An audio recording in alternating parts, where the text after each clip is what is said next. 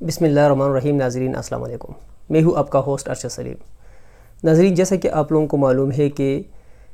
عمران خان وزیر اعظم پاکستان نے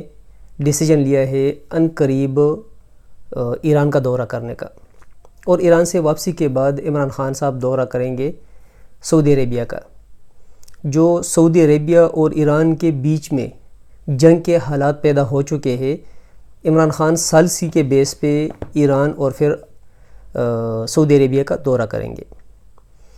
یہ جو سعودیہ اور ایران کے بیچ میں حالات پیدا کیے گئے ہیں، یہ ایک یا دو دن میں پیدا نہیں ہوئے، اس کے پیچھے ایک بہت بڑی بہت لمبی سٹوری ہے،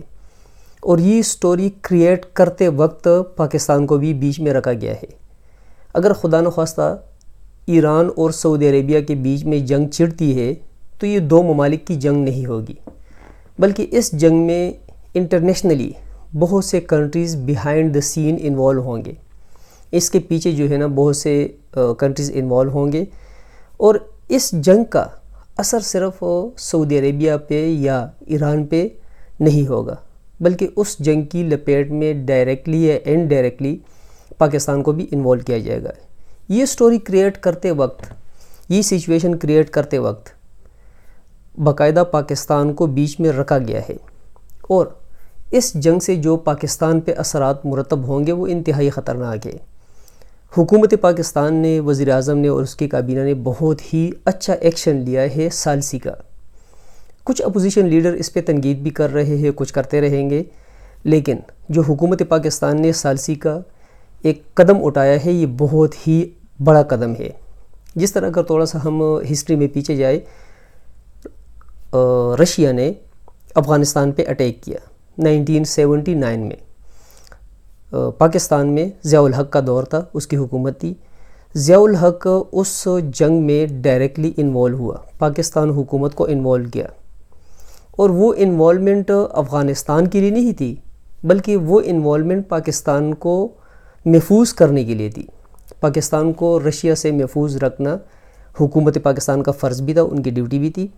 کیونکہ رشیا کا next target, actual target Pakistan تھا۔ ضیاء الحق نے فیصلہ کیا، ڈیسیجن لیا کہ وہ افغانستان حکومت کو سپورٹ کر لے، اور حالات کا تقاضا ایسا بنا، ایسے حالات پیدا ہوئے کہ امریکہ جیسا ملک پاکستان کے ساتھ اس پورے گیم میں شریک ہوا۔ فائنینشلی کمپلیٹ سپورٹ امریکہ نے دی اس ٹائم پہ، اور پاکستان نے افغان جو لوگ تھے ان کو کافی زیادہ سپورٹ کیا، کیونکہ پاکستان چاہتا تھا، پاکستان کی خواہش تھی کہ رشیا کو ادھر ہی انگیج کیا جائے، اور ایک وقت آئے گا، اور وہ وقت بعد میں آیا بھی، کہ رشیا کو ایک عبرتناک شکست ہوئی افغان لوگوں کی طرف سے، اور وہ پاکستان کے فیور میں گئی وہ بات۔ اسی طریقے سے ابھی جو ایران پہ اٹیک کی بات چل رہی ہے، امریکہ بھی بار بار ان کو تھریٹ کر رہا ہے، اس کے پیچھے صرف اور صرف ایران کو ٹارگٹ کرنا نہیں ہے، بلکہ ایران کے اٹیک کے بعد اگر سعودی عربیہ ایران پہ اٹیک کرتا ہے یا امریکہ اٹیک کرتا ہے ایران پہ، اس کے پیچھے آلریڈی اسرائیل لوبی بھی انوالو ہے۔ اس سے ایک تو جو سب سے بڑا ایفیکٹ ہوگا پاکستان کا سی پیک کا جو ایشو چل رہا ہے، سی پیک کا جو پروجیکٹ چل رہا ہے، وہ بہت زیادہ جو ہے نا سفر ہوگا، اور سی پیک کی وجہ سے پاکستان فیوچر میں بہت تیزی کے ساتھ ترقی کرنے والا ہے۔ پاکستان کی حکومت، پاکستانی عوام کو سی پیک سے بہت بڑے فائدے ملنے والے ہیں۔ معیشت کے اعتبار سے جو ہے نا پاکستان بہت اوپر جائے گا اس سے، اور انٹرنیشنل لوبی نہیں چاہتی کہ سی پیک جو ہے نا کامیاب ہو۔ ایران پہ اٹیک کرنا اور پاکستانی معیشت پاکستان کو معیشی طور پر نیچے لے کر جانا، یہ بھی جو ہے نا ایک اہم موڈ اس سٹوری میں ہے۔ دوسرا، انڈیا کبھی بھی نہیں چاہتا، حالانکہ انڈیا کے جو تعلقات ہیں وہ ایران کے ساتھ بہت زیادہ بہتر ہے، بہت اچھے تعلقات ہیں، لیکن جہاں پہ انڈیا کی پاکستان کے ساتھ بات آتی ہے تو انڈیا اپنے قریب سے قریب ترین ملک کو بھی ڈائریکٹ اٹیک کرنا یا انڈائریکٹلی جو اٹیکر ہے اس کی سپورٹ کرنا، وہ یہ موقع کبھی بھی ہاتھ سے جانے نہیں دے گا۔ تو ناظرین، پاکستانی حکومت نے جو ڈیسیجن لیا ہے مصالحت کا یا بیچ میں اپنے آپ کو ثالث بنانے کا، کہ جو ایران اور سعودی عربیہ کے بیچ میں جو کشیدگی چل رہی ہے، جو جنگ کی طرف بات جا رہی ہے، اس کو ٹیبل پہ جو ہے نا بیٹھ کے حل کرنا، یہ پاکستانی حکومت کا بہت بڑا قدم ہے۔ اللہ کرے بھی کہ یہ جنگ نہ چڑھے، کیونکہ ممالک کا نقصان تو اپنی جگہ پہ، اس سے اسلام کو بھی بہت بڑا نقصان پہنچے گا، کیونکہ دونوں مسلم کنٹری ہے، اور دونوں مسلم کنٹریز اگر آپس میں جنگ کی طرف جاتی ہے، اگر جنگ چڑھتی ہے، تو اس سے اسلام کا بہت بڑا نقصان ہوگا۔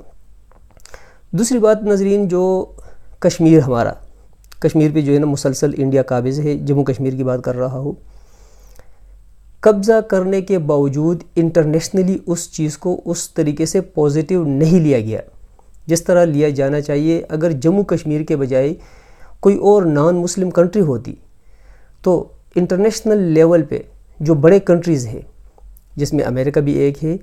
وہ اب تک بہت زیادہ پازیٹیو اقدامات کر چکے ہوتے، لیکن انہوں نے نہیں کیا۔ صرف بیانات کی حد تک تو یونائٹڈ نیشن میں بھی جو ہے نا مختلف جو تقاریر ہوئی، میٹنگز ہوئی، اس میں جو ہے نا کچھ باتیں کی گئی، لیکن جس طرح پازیٹیو لینا چاہیے تھا اس طرح پازیٹیو نہیں لیا گیا۔ حکومت پاکستان نے ہر فورم پہ اس بات کو پہنچایا تو ہے، لیکن آج بھی جموں کشمیر میں لوگ پابند ہے، گھروں سے نہیں نکل رہے۔ سب سے اوپر اگر ایک اور چیز کو جو نا ہم لے لیں، آج کے انڈین گورنمنٹ نے ایک گیم کے لی، اور جموں کشمیر میں ایگزام کا جو ڈیٹ شیٹ آپ کہہ لیں یا جو اعلان ہے کہ ایگزام ہوں گے، وہ تو کر لیا ہے، لیکن جب ایک علاقے میں ایک جگہ پہ مہینوں سے لوگ گھروں میں قید ہو، وہ کہاں سٹڈی کر سکتے ہیں، کہاں ایگزام دے سکتے ہیں، کہاں وہ باہر نکل سکتے ہیں۔ اس موقع پہ ایسا بڑا ایشو جو پاکستان میں چل رہا ہے، ایسے موقع پہ فضل الرحمان صاحب کا دھرنے کا یا احتجاج کا یا لانگ مارچ کا اعلان کرنا اور اس سے پیچھے نہ ہٹنا، یہ انتہائی افسوس کی بات ہے۔ اصولاً تو یہ ہونا چاہیے کہ ایسے موقع پہ جو جتنے بھی اپوزیشن ہے، خواہ وہ اپنی سیٹیں ہار چکے ہیں یا کچھ سیٹیں جیت چکے ہیں، ان کو چاہیے کہ وہ لوگ حکومت کا ساتھ دے، اور وہ صرف ایک پلیٹ فارم پہ کھڑے ہو کے آج کل کے دنوں میں صرف اور صرف کشمیر کی بات کرے، اپنی سیاست نہ چمکائے، نہ ہی سیاسی پوائنٹ سکورنگ کرے۔ لیکن فضل الرحمان صاحب اپنی چیز سے، اپنے ڈیسیجن سے، اپنے فیصلے سے پیچھے ہٹ نہیں رہے۔ فی الحال حکومت نے باقاعدہ ایک پلاننگ کر رکھی ہے کہ وہ مختلف علاقوں میں، مختلف پروونسز میں، ڈسٹرکٹ لیول پہ یا سٹی لیول پہ جو جلوس نکلیں گے ان کو ادھر ہی روک لے، کیونکہ اس سے تاثر بہت زیادہ غلط جائے گا۔ غلط اس طریقے سے کہ اصولاً ہمارے ملک کو، گورنمنٹ کو، اور جتنے بھی ڈپارٹمنٹس ہیں، سیکیورٹی کے ایجنسیز ہیں یا اپوزیشن لیڈران ہیں، ان کو کشمیر کوس کو اوپر اٹھانا چاہیے اور اس پہ بات کرنی چاہیے۔ اگر ایسے موقع پہ حکومت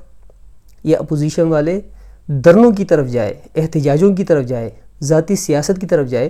تو کشمیر کا جو ایشو ہے وہ بہت زیادہ برے طریقے سے دب جائے گا، اور انٹرنیشنلی جو ہمارا میسج جائے گا وہ یہی جائے گا کہ کشمیر، ہم جو اپنی حکومت کے لوگ ہیں یا اپوزیشن کے لوگ ہیں، ان کے لیے کوئی خاص اہمیت نہیں رکھتا، تو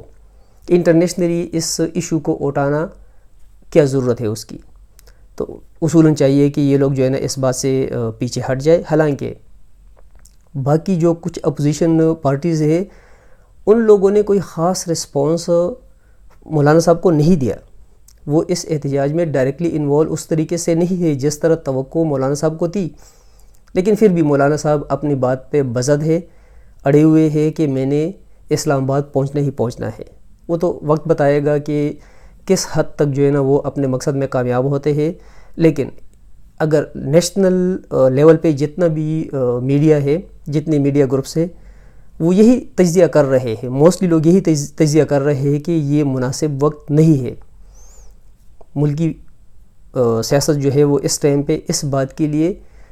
استعمال نہیں کرنی چاہیے کہ انٹرنلی اپنی سیاست کوئی بھی بندہ چمکائے، بلکہ سب کو اکٹھا ہونا چاہیے اس ٹائم پہ کشمیر کاز کے لیے۔ تو امید کرتے ہیں کہ مولانا صاحب اپنے جو ایک ایکٹ کی طرف وہ جا رہے ہیں، وہ اس پہ دوبارہ جو ہے سوچیں گے، اور اس وقت وہ صرف اور صرف کشمیر پہ بات کریں گے۔